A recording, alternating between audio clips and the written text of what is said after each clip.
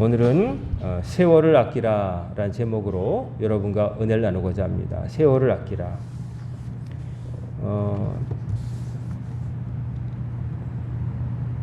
나무 가운데 제일 나이가 많은 나무가 무드셀라라고 하는 이름을 붙은 미국의 국립공원에 있다고 합니다.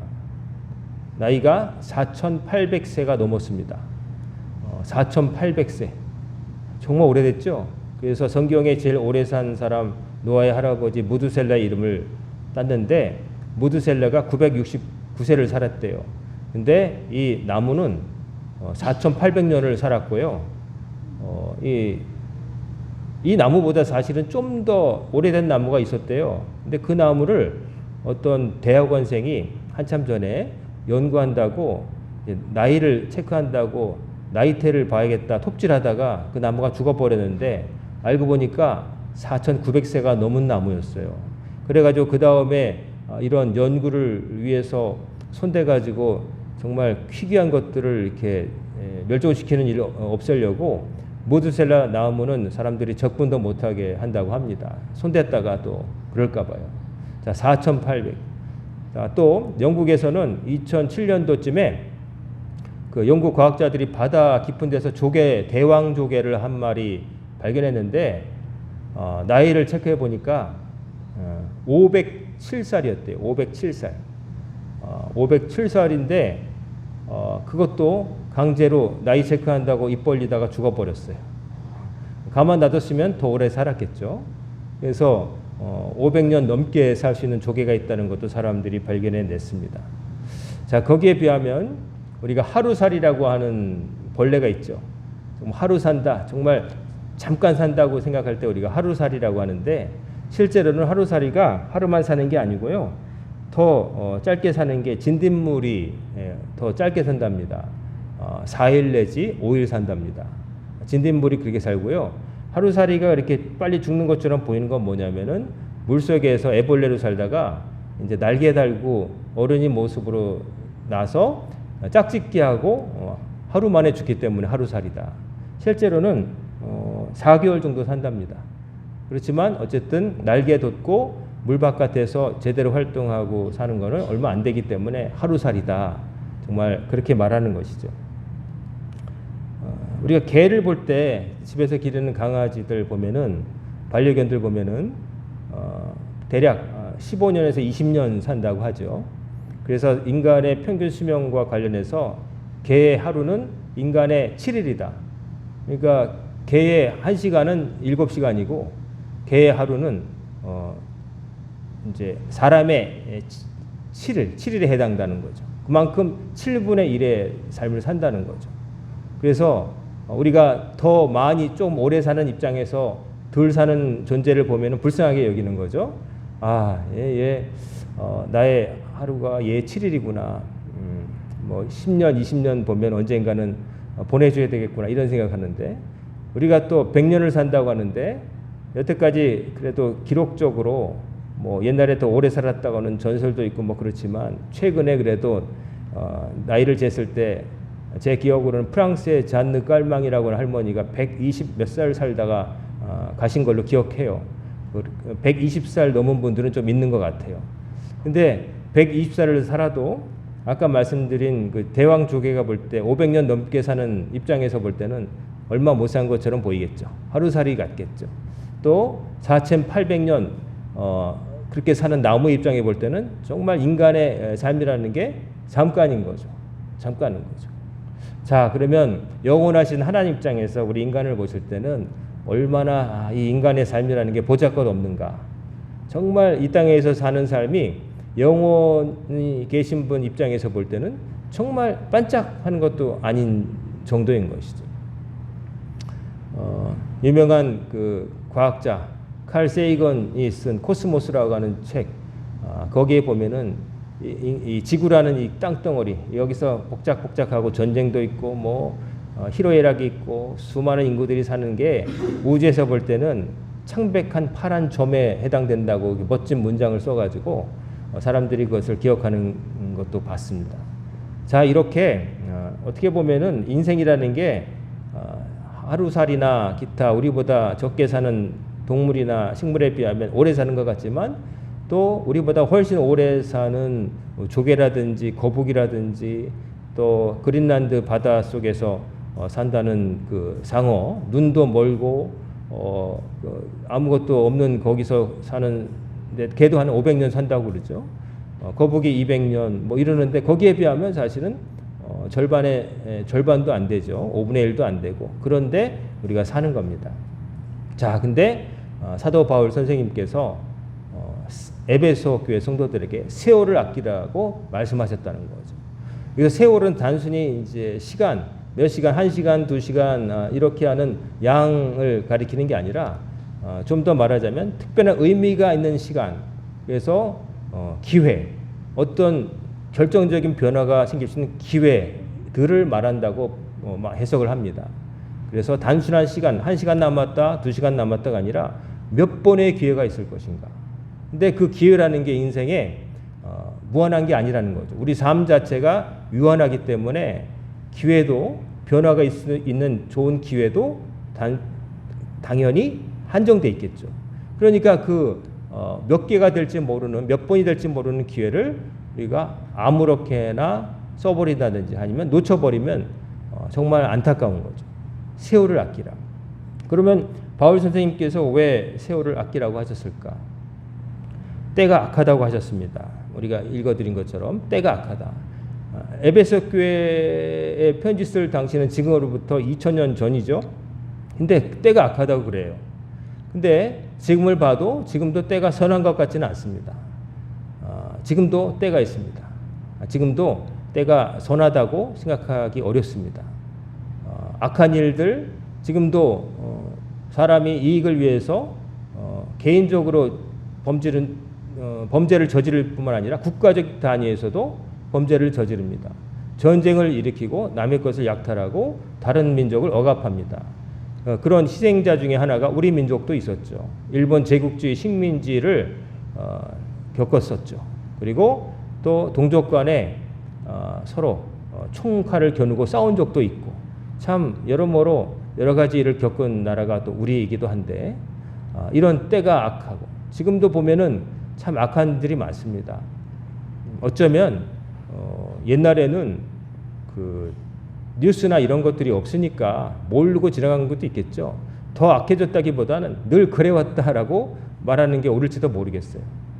뭐 성경에 있는 여러 가지 범죄들 가운데 뭐 갑자기 그때 생겨난 거라기보다 그 전에도 있었고 또 그게 지금도 있습니다. 그렇기 때문에 우리가 성경을 읽을 때에 야 이거는 2000년 전이야 말도 안 돼 이거는 의미가 없어 라고 말할 수가 없는 거죠. 때가 계속 악합니다. 우리가 어떤 과학기술의 측면에서 볼 때 20년 전 기술 가지고 뭐라고 얘기하면요 코웃음 쳐요. 여러분 우리가 들고 다니는 이 스마트폰 그 전에 휴대폰이라고 했는데 여러분 20년 전에 아마 있었나요? 있었겠죠. 그때 20년 전쯤에 나왔던 휴대폰에 비해서 지금 여러분이 들고 있는 스마트폰은 얼마나 많은 일을 할 수 있습니까?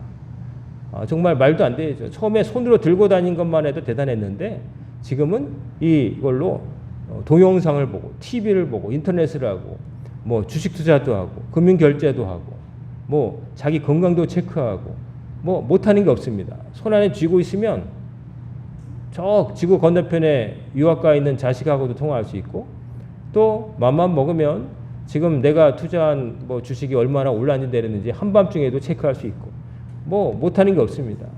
옛날에 카메라 들고 다녔지만 지금 휴대폰 하나 들고 다니면서 그때그때 막 찍어댑니다.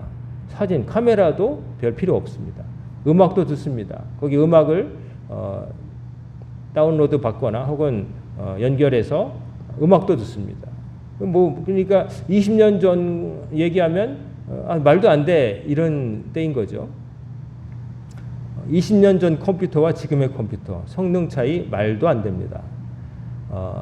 30년 제가 30대 때 썼던 그리고 대학 다닐 때 제가 기억나는 게 대학 다닐 때 제 학부 다닐 때 인터넷 이제 퍼스널 컴퓨터가 막 나와가지고 테레비 그 브라운관 큰 모니터에다가 밑에 본체가 있는데 본체 그 A 드라이브, B 드라이브라고 하는 구멍에다가 이걸 부팅 컴퓨터를 키려면 플로피 디스크라고 하는 이만한 그 딱지치기 하는 딱지 같은 그거를 A 드라이브에 넣고 그 다음에 이 화면에 프롬프트라고 반짝반짝하면서 뭘 넣으라고 하면은 B를 넣고 그래서 일일이 마우스도 아니고 손으로 영어 모르는 영어를 써가지고 하나 복사하려면 영어로 copy A에서 C 뭐 이런 식으로 막 기계어를 입력하던 시절이 있었어요. 그리고 요즘 인터넷으로 탁 하면은 화면이 팍팍 뜨지만 옛날에는 PC 통신이라고 전화선에 연결해가지고 전화세 엄청났죠. 막 어떤 지금 몇십만 원 나와가지고 그랬는데 전화선에 삐리리 하는 소리 나면서 접속되면 말로 통하는 것도 아니고 글씨로 뭐 밥 먹었어요, 뭐 저는 어디 있어요, 뭐 이러면서 통화하던 시절도 있었어요. 천리안, 하이텔 뭐 이런 것들이 있었어요. 그러니까 20년 전 얘기하면 말도 안 된다 그러는데 지금 바울은 2000년 전쯤 얘기를 하는 거예요. 근데 그 내용들이 아유 그건 구닥다리고 지금의 실정과 맞지도 않아라고 할 만한 게 없다는 거죠. 그건 뭐냐면 인간이 말을 타고 다니건 자동차를 타고 다니건 나중에 또 비행기를 타고 다니던 인간은 거의 그대로였다. 타고 다니는 탈 것만 바뀌었을 뿐이지. 인간은 그대로였다. 욕심 그대로, 욕망 그대로, 바라는 것 그대로. 옛날이나 지금이나 금 좋아하죠. 2000년 전에도 금 좋아했습니다. 지금도 금 좋아합니다. 바뀐 거 별로 없습니다. 사람들이 옛날에도 오래 살고 싶어 했죠. 지금도 역시 오래 살고 싶어 합니다. 바라는 거 똑같습니다. 지금도 부모들은 자식들 부자 되는 거 좋아하죠. 똑같습니다. 하나도 다르지 않습니다. 그 출세하는 거 다 좋아하죠. 옛날에 조선시대 때도 그 출세하려고 그 어려운 사서삼경 외워가면서 저 땅 끝에서부터 이 한양으로 목숨 걸고 산적대와 호랑이가 득실거렸던 땅을 지나갔어요. 우리 교회 앞이 여기가 묵현로인데요. 여기가 강원도에서 한양으로 과거 보러 가던 사람들이 건너던 고개였대요. 현자가 고개현이거든요. 근데 먹묵자가 붙었어요. 시커먼 고개. 묵현로. 여기가 시커먼 산적들 나와가지고 야 통행세네 이런 동네였던 것 같아요. 그러니까 묵현로. 여기가 거기에 우리 광현교회가 있는 거예요. 설립자 목사님 말씀을 들어보니까 시커먼 묵현로를 빛의 고개로 바꾸려고 광현교회라고 이름을 붙였다는 거예요. 그분이 세운 또 교회가 또 하나 있는데 은평구에 또 광현교회라는 교회가 또 있어요.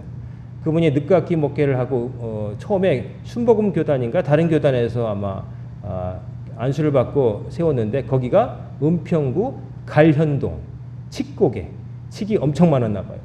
그러니까 그분은 고개에다가 교회를 세우는 은사가 있었던 것 같아요. 그래서 거기다가 광현교회라고 세웠는데 그리고 나서 이쪽으로 옮겨오셨는데 그 교회가 그래도 명맥이 감리교단이 돼가지고 은평구에도 광현교회가 있습니다. 그리고 이제 그 다음에 세우신 교회가 여기인데 우리 광현교회가 여기 시커먼 고개를 빛의 고개로 만들려고 여기 세워진 거죠. 자, 사람들이 옛날이나 지금이나 욕망하는 게 똑같고 행하는 범죄도 비슷합니다. 뺏거나 죽이거나 속이거나 그런 거 있잖아요. 범죄가 뭐 다 그런 거 아니겠어요? 그런 거 하면서 합니다. 오늘 본문에서 바울이 에베소 교회 성도들에게 너희가 전에는 어둠이더니라고 얘기해요. 이 말은 뭐냐면은 지금 에베소 교회 교인이 되어서 살고 있는 사람들도 교회 다니기 전에 즉 예수 믿기 전에는 세상 사람과 별반 없이 죄악을 범하며 살았다는 얘기죠. 깨끗하지 못했다는 겁니다. 잘났다고 자랑할 사람 한 명도 없다는 거죠. 근데 주 안에서 빛이라 이제는 주 안에서 빛이라 빛의 자녀들처럼 행하라라고 권면하고 있어요. 이제는 주 안에서 빛이라 주님 안에서 예수 그리스도를 영접함으로 인해서 하나님의 자녀가 되고 빛의 자녀가 되는 권세를 얻은 거예요. 근데 문제는 타이틀, 이름은 얻었는데 거기에 걸맞는 삶이 동반되어야 된다는 거죠. 이름이 그 사람의 본질을 규정할 수는 없습니다. 이 말은 뭐냐면은 이름이 아무리 훌륭해도 그 사람이 훌륭한 사람이 자동적으로 되는 건 아니라는 거죠. 우리는 우리 자식이나 후손들이 태어나면 좀 잘 되기를 바라는 마음으로 좋은 뜻의 의미를 담아서 장명소에 가서 짓기도 하고 한자께나 아는 어른이 있으면 그분에게 부탁을 하고 뭐 이름을 짓죠. 그래가지고 만나보면 참 별것 아닌 사람인데 이름은 대단한 사람들 좀 많죠. 근데 반대로 또 이름은 참 별 볼일 없는데 삶을 삶은 훌륭한 사람도 가끔 있어요. 즉 이름과 그 사람의 진짜 삶 자체가 자동으로 똑같아지는 건 아니다. 그 말은 뭐냐면은 예수 그리스도를 믿어서 하나님의 자녀가 되는 권세를 받아서 그 타이틀을 얻었지만 그러나 그게 타이틀이 그냥 유지되는 건 아니다. 거기에 걸맞는 삶이 있어야 된다는 거죠. 권투 선수가 챔피언 타이틀 벨트를 얻잖아요. 그냥 주지 않아요. 타이틀전에서 승리해야, 실력이 뛰어나면 입증해야 그 타이틀 벨트를 거는 거예요. 근데 타이틀 벨트를 걸고 있는데 실력이 형편없다? 그러면 도전자에게 도전을 받아서 지면은 그 타이틀은 다른 사람에게 넘어가는 거예요. 그러니까 빛의 자녀답게 행동하라. 이 말은 뭐냐면은 빛의 자녀라고 하는 이름만으로 만족하지 말고 여러분들 과거를 단절하고 과거에 있었던 어둠으로부터 벗어나서 새로운 삶을 살아야 된다고 얘기하고 있는 거죠. 그러면서 말하기를 빛의 열매는 즉 빛의 자녀가 되어서 삶에서 나타나야 될 모습은 뭐냐면은 모든 착함과 의로움과 진실함에 있느니라. 자, 사람이 예수 믿게 되면 쉽게 말하면 착해져야 된다는 거예요. 악하면 안 된다는 거예요. 그리고 또 의로워야 된다는 거예요. 즉 불의한 사람이 되면 안 된다는 거예요. 그리고 진실해야 된다는 거예요.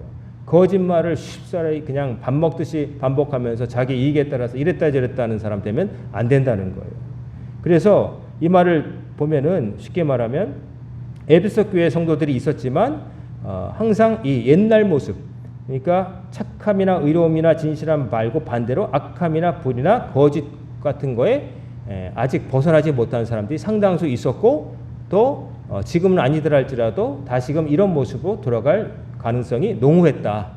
근데 그 주변이 다 그랬기 때문에 환경이 한 사람만 몇 사람의 예외적으로 그런 게 아니라 에베소로 가는 주변의 환경이 다 이런 사람들, 빛이 아니라 어둠 속에 사는 사람들 가득 찼기 때문에 오염될, 사실은 이 사람들도 교회 성도들도 얼마 전까지 똑같은 사람이었던 거죠. 근데 인생의 어느 순간인가 바울 사도가 전한 복음을 듣고 이렇게 살면 안 되겠다 하고 깨닫고 돌아선 사람이 뿐이지 이 사람들도 얼마 전까지는 똑같이 살았다는 거예요. 착하지도 않고 의롭지도 않고 또 정직하지도 않고 그렇게 살았지만 그렇게 살면 안 되겠다. 이렇게 살면 내 인생이 정말 멸망밖에 없다 생각하고 돌아선 사람이라는 거죠. 하지만 그 과거의 그림자를 끊는 게 쉽지 않았다는 거죠. 사람이 옛 모습 버리기가 참 어렵습니다. 옛날 버릇 툭툭 하면 나옵니다. 그냥 불쑥불쑥 나옵니다. 요즘 어떤 막 갑자기 뜨고 있는 그 개그맨 하나가 있더라고요. 그 개그맨이 공중파에서는 주목을 못 받다가 요즘은 유튜브를 통해서 이제 다시 인기를 얻어서 다시 메이저로 오는 경우가 있는데 그 사람이 옛날에 자기가 그 개그맨 시험 볼 때 들고 나왔던 그 컨셉, 그때 개그맨 시험에 이제 들고 나와서 낙방했던 걸 보여주는데 그게 뭐냐면은 건달로 살다가 회심해서 목사가 된 목사님이 모습이라는 거죠. 나오는데 뭐냐면 성경책을 갖고 나오는데 건달들이 요만한 백 같은 거 들고 이렇게 하듯이 성경책을 이렇게 들어요. 겨드랑이에다 이렇게 들고 이게 걸어가면서 이제 기도를 하는데 어떻게 기도하냐면은 하나님, 우리 교회 옆에 대형 교회가 생겼는데 우리 개척교회를 다니는 일부 성도가 쥐새끼같이 거기를 가서 예배 드리는데 멸망시켜달라고 막 이런 식으로 막 그리고 들어올 때는 마음대로 들어왔지만 나갈 때는 신체 일부를 두고 나가게 해달라고 이렇게 기도하는 것으로 코믹하게 이제 얘기하죠. 그런 목사님이 없겠죠. 근데 이제 거기서 보는 건 뭐냐면은 목회자가 되기 전에 어떻게 살았느냐, 이제 그런 것들이 나중에도 영향을 미친다. 뭐 이제 그런 식인 거죠. 좀 희화되긴 했지만 사람이 그만큼 옛 모습 버리기가 쉽지 않다는 거예요.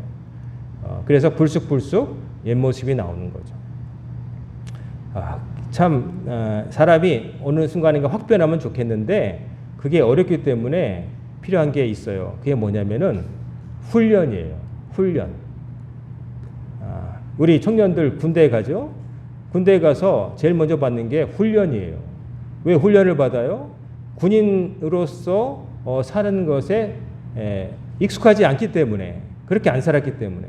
집에 있을 때는 막 9시고 뭐 10시고 밤새도록 게임하다가 늘어지게 잤겠죠. 하지만 군대 가면 어때요? 6시면 똑같이 기상, 나팔소리와 더불어 똑같이 기상.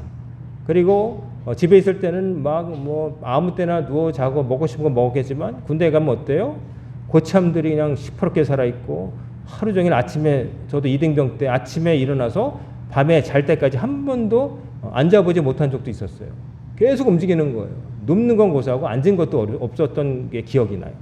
그러니까 그런 것들, 과거에 익숙하지 않았던 것들 감당할 수 있기 위해서 훈련을 받잖아요. 그게 쉽지는 않아요. 적응하려면은 시간이 걸려요. 반복이 필요한 거죠. 사람들이 좋아하지 않는 거지만 그렇기 때문에 강제적으로 하는 거예요. 그래서 여기 수동 안에도 그 대성학원, 옛날에 대성학원이 지금 뭔지 모르지만 입소 무슨 훈련소 들어가듯이 아예 들어가가지고 공부 밖과 단절해서 휴대폰 반납하고 공부해가지고 대학 가려고 하는 그런 게 있는데, 그런 게 저 때 처음 생겼어요. 제가 87년도에 대학 들어갔는데 이제 어느 날 1학년 이제 대학 입시 마치고 합격 소식 듣고 뉴스를 보는데 우리나라에 새로운 형태의 입시 형태가 나타났던 뉴스가 나왔는데, 그게 아마 대성학원인 것 같고, 그게 저쪽 경기도 어디에 지금도 있어요. 지금은 대안학교가 돼 있는데 호수로 이렇게 강인가 호수로 있고 도망가려면 헤엄쳐서 나가는 그런 요새 같은 곳에 시설을 지어놓고 재수생들을 이제 입소시킨 다음에 공부만 하루 종일 시키는 거예요. 근데 이제 거기서 나오는데 지금이면 말도 안 되지만 열심히 안 하는 성적 안 나온 애들을 엎드려 뻗쳐놓고 군대식으로 벌을 주는 장면이 나오는데 거기에 제 동창이 있는 게 보였어요. 같은 반까지는 아니었지만 보이스카우트 활동을 하면서 같이 했던 기억이 나는 친구인데 그 친구가 엎드려 뻗쳐 하고 있는 게 나왔어요. 아, 대학 떨어졌구나. 근데 거기 들어갔구나. 참 불쌍해 보였어요. 군대 가기도 전에 저렇게 엎드려 뻗쳐 해가지고 아마 그 정도 했으면 대학 갔겠죠. 그냥 가둬놓고 공부만 시켰는데. 자, 그만큼 훈련은 어려운 거예요. 자기 의지만으로 감당하기 어렵기 때문에 어떤 형태나 강제력, 나를 그렇게 붙잡아 줄 사람에게 의지를 하는 거죠. 여러분, 우리 성도님들에게 제가 자주 말은 하진 않지만 여러분, 예배를 지금보다 조금 더 많이 들으시기를 권면합니다. 예배를 지금보다 더 많이 들으시길 권면합니다. 1년에 52주라고 할 때 주일 예배, 낮 예배 한 번 참석하시면 52번 들을 수 있겠죠?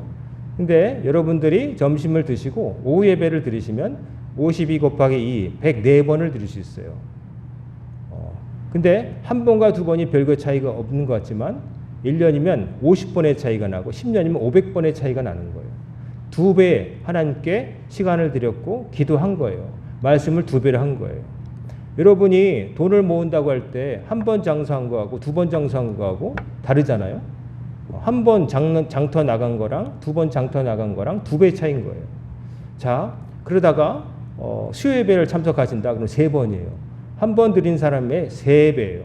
남이 1년 예배 드린 거를 내가 1년치 하나님께 예배 드린 게 돼요. 몇 번이 중요하냐? 몇 번이 중요해요. 여러분이 운동을 한다고 할 때 헬스장에 일주일에 한 번 나간 사람이랑 2번 나간 사람 똑같지 않아요. 3번 나간 사람하고는 격차가 더 커지고 거의 매일 나가다시피 하는 사람하고는 완전히 프로와 아마추어 수준이 된다는 것이죠. 그래서 여러분, 오늘만 예배냐? 그렇죠. 다음 주도 예배가 있겠죠. 하지만 똑같은 말씀은 전해지지 않고 그때 내가 어떤 은혜를 받을지는 모르는 거예요. 세월을 아끼라고 그랬잖아요. 기회를 아끼라고 했잖아요. 매 순간이 하나님께서 여러분에게 살아있는 동안에 주신 기회인 거예요. 여러분이 언제 어느 날 그날 들은 말씀 혹은 기도하는 중에 어떻게 은혜를 받아서 여러분이 어떻게 될지는 아무도 모르는 거예요. 그날 무조건 그날 생긴다 말할 수 없지만 많이 한 사람이 많이 기도한 사람의 기도가 하나님께 더 드릴 것이고 그게 더 간절함 아니겠어요? 그리고 하나님을 위해서 땀을 흘린 땀방울만큼 하나님께서 기억하시고 복을 주실 거라고 저는 믿어요. 양의 축적이 질의 변화를 가져옵니다. 저 딱딱한 돌이 처음부터 돌이었던 게 아니라 물렁한 흙이었는데 그 수많은 세월 동안 눌리고 압력 속에서 눌려져 가지고 변성이 일어나서 저 딱딱한 돌이 된 거지 어느 날 처음부터 돌로 태어난 돌은 없어요. 다 처음에는 모래알갱이였고 흙알갱이였고 물렁물렁했고 진흙이었어요. 하지만 그것들이 쌓이고 켜켜이 쌓이고 누르고 압축되다 보니까 열과 압력에 의해서 딴 성질로 바뀐 거예요. 그렇기 때문에 뭐든지 뭘 잘하고 싶다. 내가 어느 분야에서 두각을 나타내고 싶다. 그러면요. 방법은 가장 확실한 방법은 많이 하는 거예요. 빈도수를 높이는 거예요. 그거는 누구도 부정할 수 없어요. 물론 타고난 재질이라는 게 있어가지고 뭐 어떤 개그맨은 그 심사 받을 때 심사위원을 그렇게 웃기려고 해도 웃기지 못해서 떨어졌는데 어떤 개그맨은 문 열고 들어가자마자 얼굴 보더니 합격? 그랬다는 사람도 있어요. 그래서 타고난 재능은 노력을 이긴다. 재능이 중요하다 그러지만 대부분의 경우에 있어서 노력은 재능을 이겨냅니다. 그리고 재능이 없다고 해서 가만히 있을 수는 없잖아요. 노력이라도 해봐야죠. 재능이 없으면 없나보다라고 할 게 아니라 더 노력해야 되는 거죠. 더 각별한 각오를 가지고 내가 신앙생활을 늦게 했다? 그러면 각별한 각오를 가지고 먼저 한 사람들을 좀 따라잡아보고자 하는 생각을 좀 해야 돼요. 그럴 기회를 주신 거니까. 에베소 교회 성도들에게 바울이 이렇게 얘기하는데 이 사람들은 어려서부터 유대인으로 태어난 것도 아니에요. 그래서 구약에 있는 말씀도 몰라요. 근데 나중에 바울이 전한 예수 그리스도의 복음 몇 마디만 듣고서 변화된 사람들이에요. 그런데 아무래도 기초가 이렇게 쌓이지 않았기 때문에 다 이해하지 못한 거예요. 그렇기 때문에 항상 옛날로 돌아갈 위험이 있다는 거죠. 그래서 너희가 전에는 어둠이던 이제는 주 안에 빛이라. 근데 빛의 자녀들처럼 행하라 라고 바울이 권면하고 있는 거예요. 안 그러면 그 상태를 벗어나기 쉽지 않으니까. 새로운 단계로 나아갈 수 없으니까 그런 거예요. 그래서 10절에 보면 주께서 기뻐하시게 할 것이 무엇인가 기뻐하여 보라. 즉 살아가면서 하나님이 기뻐하실 만한 일이 뭔가를 고민하며 살아야 된다는 거죠.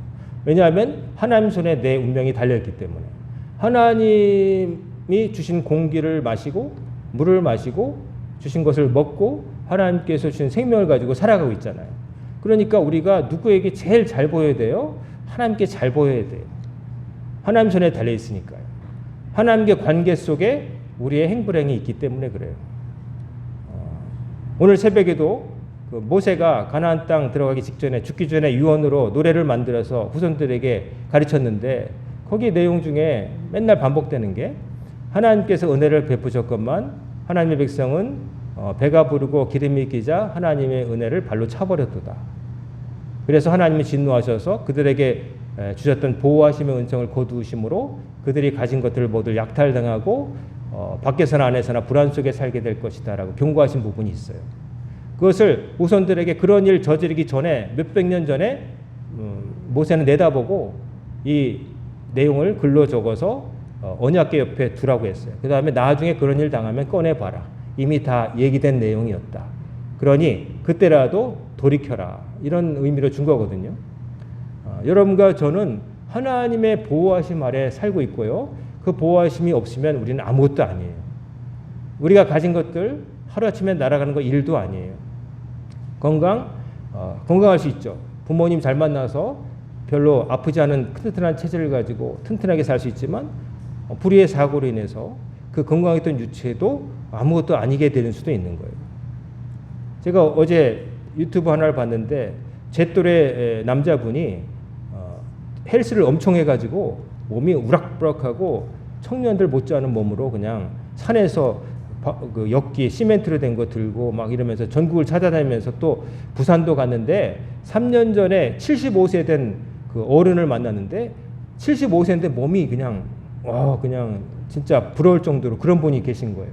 그러니까 20년 전부터 운동을 했고 술 담배도 끊었다는 거예요. 그러고 나서 최근에 찾아갔나 봐요. 그분 뵈려고 부산에 내려갔는데 안 보이셔가지고 물어봤어요. 주변 사람들한테. 그분 요즘 안 나오시는데 어떻게 되셨냐고. 암으로 별세하셨다는 소식을 듣고 이 사람이 그냥 너무 마음이 그래갖고 혼자서 그 오늘 국밥집에 가서 쓸쓸하게 이제 밥 먹는 걸로 끝나는 거 있어요. 참 인생 무상하구나. 그렇게 애쓰고 운동하고 술 담배 끊고 그래도 그냥 암 걸리니까 물론 75세 이상 80세 가까이 사셨지만 그래도 그 몸만 봐가지고는 정말 100세 이상 사실 것 같다. 그냥 젊은 사람보다 팔이 근육이 이러니까요. 매일 가서 거의 일주일에 4일 이상 운동하신다고. 근데 그러고 보면 인간의 뭐 그런 갖은 노력 이런 걸로 되는 게 아니다. 하나님이 지켜주셔야 된다는 걸 새삼 깨닫게 되는 것이죠.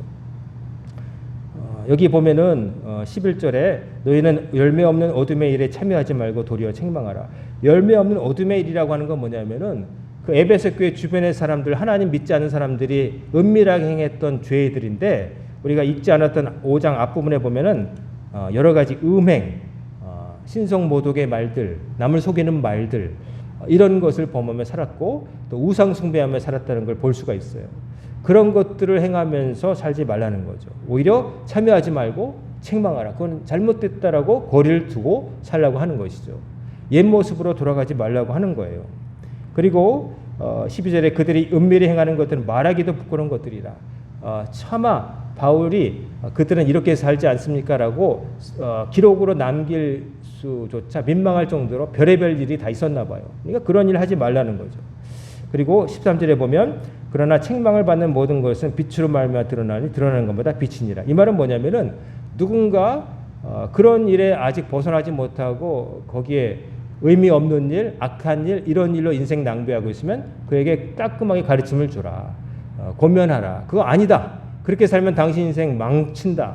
의미 없게 왜 그렇게 사느냐라고 말해 줌으로 인해서 그 사람이 깨닫게 되고 빛으로 다시 빛의 자녀가 될 수 있다는 얘기를 하는 거예요.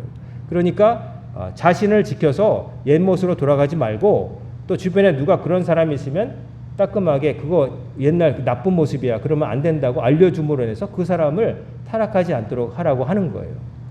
그리고 그 다음에 14절에 보면은 그러므로 이르시기를 잠자는 자여 깨어서 죽은 자들 가운데서 일어나라. 그리스도께서 너에게 비추시라 하셨느니라. 이 말은 뭐냐면은 정확하게 성경의 어떤 구절을 인용한 거기보다는 그 성경의 말씀들을 종합해서 당시 옛날에 교회에서 베풀어지는 세례 예식 때 이 말씀을 읊어줬다고 그래요. 잠자는 자여 깨어나라. 그러니까 하나님을 알지 못하고 예수님을 영접하기 전에 살았던 모습은 잠자는 거. 즉 눈은 뜨고 있지만 살아있는 게 아니었다는 거죠. 각성하지 못한 상태. 자기 인생이 어디로 가는지 종착지가 어딘지도 모르고 살고 있었는데 깨어나라는 거죠. 예수 그리스도의 빛으로 나와서 이전과 다르게 살아라. 거듭난 삶을 살아라. 이렇게 고면했다는 거죠. 일어나라. 죽은 자가 살아있지만 산 송장들. 자, 우리가 바깥에 이렇게 돌아다니는 사람 지금도 뭔가를 하고 있을 사람 많겠죠. 그 일들 가운데 다양한 일들이 있겠지만 주일은 이 시간은 하나님께 예배드리는 시간입니다. 하나님께서 만나 주신다고 보장해 주신 시간이에요. 이게 기회인 거죠. 기회라는 건 뭐냐면 놓칠 수도 있다는 거예요. 내가 딴 곳에 가거나 딴 일을 하게 되면은 놓칠 수도 있다는 거예요. 저절로 나에게 뚝 떨어지는 게 아니라는 거예요. 내가 걷어찰 수도 있는 거예요. 좋은 건데도. 그런데 내가 잡을 수도 있다는 거죠. 잡는 사람은 복이고 걷어찬 사람은 막심한 손해인 거죠. 자, 그 다음에 너희가 그런즉 15절에 너희가 어떻게 행할지를 자세히 주의하여 지혜 없는 자 같이 말고 오직 지혜 있는 자 같이 해라. 어떻게 행할지를 자세히 생각해라. 그러니까 막 살지 말라는 거죠. 아무 생각 없이 지금 뭐 되는 대로 뭐 이런 일 하다가 싫으면 이거 하고 그러지 말고 내가 나에게 지금 중요한 일이 뭔가, 나에게 정말로 의미 있는 일이 뭔가를 생각하고 우선순위를 정해서 그거를 먼저 하라는 거죠. 사람은요, 본업이 있고요. 자기가 주로 하는 것 있고 부업이 있어요. 여러분, 본업과 부업 가운데 뭘 정말 잘해야 되나요? 요리사가 요리하는 사람으로 사는데 취미로 그림을 잘 그려요. 그러면 여러분, 야, 그 사람 그림 잘 그리는 재주가 있어? 라고 칭찬받는 게 훌륭할까요? 그 요리사 요리가 정말 최상이야 라고 칭찬받는 게 그 사람에게 정말 영예가 될까요? 요리사는요, 요리를 잘하는 사람으로 인정받아야, 본업에서 인정받아야 진짜지, 곁다리로 하는 취미 활동 아무리 잘해봤자 그거 하나 잘하는 재주 하나 있는 사람에 불과한 거예요. 그러니까 내 본업에 충실해야 돼요. 나에게 가장 중요한 게 뭔가를 생각해야 돼요. 근데 때로는 본업보다 부업에 더 열심히 사람들이 있어요. 본업은 스트레스 받고 힘들고 부업은 나의 자유고 그게 나에게 그러면 본업을 바꿔야 돼요. 그 차라리 부업으로 가야 돼요. 그걸 본업으로 삼아야 돼요. 나를 행복하게 하는 일을 본업 삼고 행복하지 못하게 하는 거는 내려놓고 딴 사람 하도록 하는 게 좋아요. 내가 하는 본업이 싫어가지고 마지못해서 하면은 되겠습니까? 요리사가 요리가 지긋지긋한데 밥 먹고 살기 위해서 억지로 요리를 한다고 생각해 보세요. 양념을 넣을 때 정성으로 넣겠어요? 아니면 유통기한을 잘 살피면서 싱싱한 걸 하겠어요? 그냥 아무거나 넣고 5그릇 팔았어 이러고 말겠죠. 하지만 본업의 명예를 힘을 가지고 내가 이것으로 인정받는다 생각한 사람은 재료 하나 뭐 하나 넣을 때 아무렇게나 하지 않을 거예요. 그렇기 때문에 우리 본업이 뭔가? 여러분의 본업이 있겠죠? 여러분 직장. 근데 우리의 진짜 본업은 뭐냐? 우리가 이 땅에 살아가면서 나의 생계를 위해서 하는 일도 본업이겠지만 그것보다 진짜 본업이 있는 게 그게 뭐냐면은 천국 가기 위해서 애쓰는 성도가 여러분과 저의 본업인 거예요. 다른 것들은 옷처럼 갈아입을 수 있어요. 지금 하는 일을 여러분 직업을 바꿀 수도 있어요. 하지만 여러분이 예수 믿어 구원받아야 될 사람이라는 건 바뀔 수가 없잖아요. 나중에 하는 일도 은퇴하고 나중에는 하고 싶어도 그만 나오라고 할 때가 오잖아요. 그런 때가 오기 전에 나는 정말로 나의 진짜 내 인생의 본업이 뭔가 하나님을 급히시게 하고 내가 천국 갈 준비하는 거예요. 하나님께서 명하신 바를 행하는 거예요. 그게 나의 본업이에요. 그걸 모르면은 항상 신앙생활은 부업이 되는 거예요. 그래서 항상 2번, 3번으로 뒤처지게 되고 그냥 항상 해도 한 것 같은 느낌이 안 드는 뭔가를 하려면 아까 말씀드렸죠. 제대로 해야 된다고. 열심을 가지고 빈도수를 높여서 확 해야 된다고. 그러지 않으면 어떤 변화가 없어요. 뭔가 할 때요. 실력이 늘고자 하면은 그런 게 두 가지가 필요하더라고요. 하나는 아까 말한 대로 오랫동안 지속해서 하는 거. 했다 안 했다가 아니라 계속해서 하는 거. 그리고 또 한 가지가 뭐냐면은 어떤 일정한 기간 동안에 정말 속된 말로 빡세게 하는 거예요. 그러면 거기서 눈이 열려요. 그러니까 하루에 조금씩 많이 하는 것도 중요해요. 그거 중요해요. 놓치지 않고. 근데 어느 순간에는 말도 안 되게 거기에 몰두해가지고 확 하면요. 거기서 안 되던 것들이 모르던 것들이 알아지는 순간이 온단 말이에요. 거기서 비약적으로 이렇게 비슷하게 완만하게 가다가 이렇게 되는 거는 그런 경우가 있을 때예요. 제가 살아보니까 그렇고요. 공부하는 법에 대한 것도 보니까 그렇고요. 일가를 이룬 사람들도 그렇고요. 과거에 신앙생활에 한 사람들 계기가 있잖아요. 어떤 계기를 통해서 그때 말도 안 되게 이전과는 다르게 확 그냥 불꽃이 타듯이 그렇게 한 순간들이 다 있어요. 그리고 더 훌륭한 사람은 그러고 나서 그걸 지속하는 거예요. 그 순간에서 퇴보하지 않고. 그런 사람들이 뭔가를 이뤘더라고요.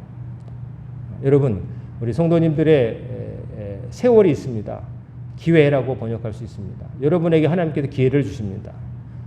그 기회를 방해한 것들도 생길 수 있겠죠.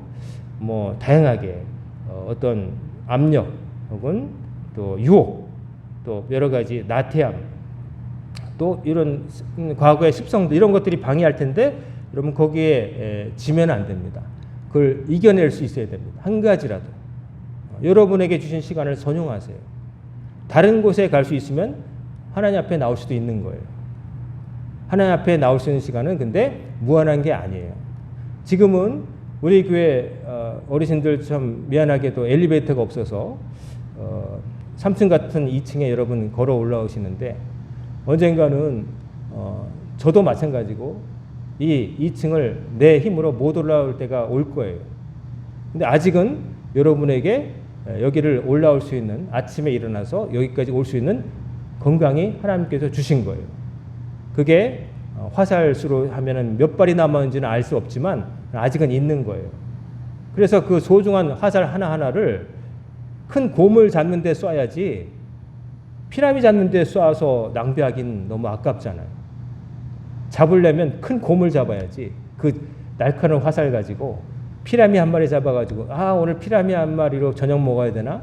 그건 바보죠. 잡으려면 목숨을 걸고 화살을 당길 거면 곰을 잡아야죠. 여러분, 여러분에게 주신 시간, 여러분에게 주신 기회들이 너무나 많습니다.